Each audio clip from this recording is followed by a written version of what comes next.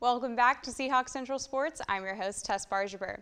This week's highlights begin with the men's basketball team. Chris Flemings, Denzel Ingram, and CJ Bryce led the Seahawks to their second season sweep in the CAA. UNCW took a 77-71 victory over Drexel on Sunday, winning their fifth consecutive game and matching their longest streak of the season. Entering into the final week of January, UNCW remains in a tie for the first place among the CAA with Hofstra and James Madison. Senior guard Shatia Cole led women's basketball with 16 points in their match versus William and Mary Friday night, but the Seahawks were unable to overcome a record-setting performance by the Tribe's sophomore guard Abby Rendell. UNCW will look to improve in their next match at the Alumni Gym in Elon. Men's tennis knocked off the Miami Hurricanes in their second and final match on a trip to the Sunshine State late Friday.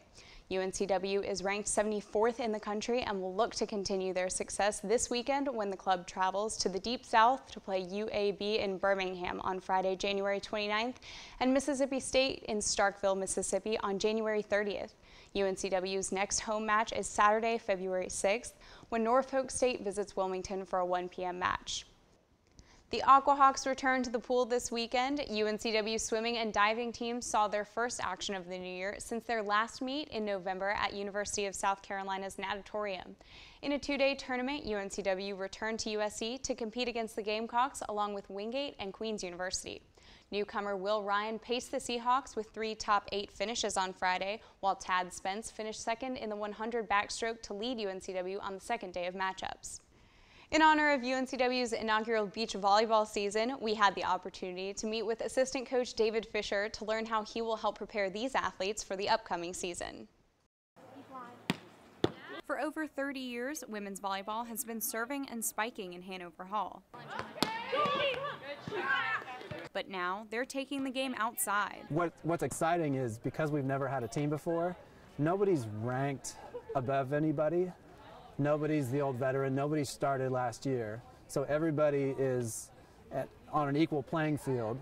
Assistant beach volleyball coach David Fisher says that the inaugural season gives a unique opportunity to players. So it's going to be the ones who outwork each other, who pick up the skills faster, who will get to represent us at the higher flights, flights 1, 2, 3. He says that the overlap between games will be beneficial to both squads. All the skills will transfer to the indoor side as well. It's passing, setting, defense, serving, blocking. It's nothing that foreign. It's just that there's only 2 people on a side. But the switch hasn't been without challenges. If you have athletes who have been working indoors for, the last 8-10 years, they forget that there's a thing called the sun. They forget that there's wind, and the wind can sometimes play with the ball.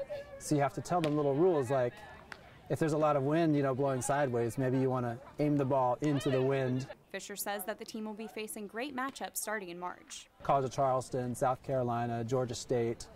Over our spring break, we'll go down to Jacksonville, Stetson, play the Fiesta and Siesta. Beach volleyball will open up the season on March 5th in Florida. That's all for this week's edition of Seahawk Central Sports. Thanks for tuning in. As always, I'm Tess Bargebuhr. Have a great week, UNCW.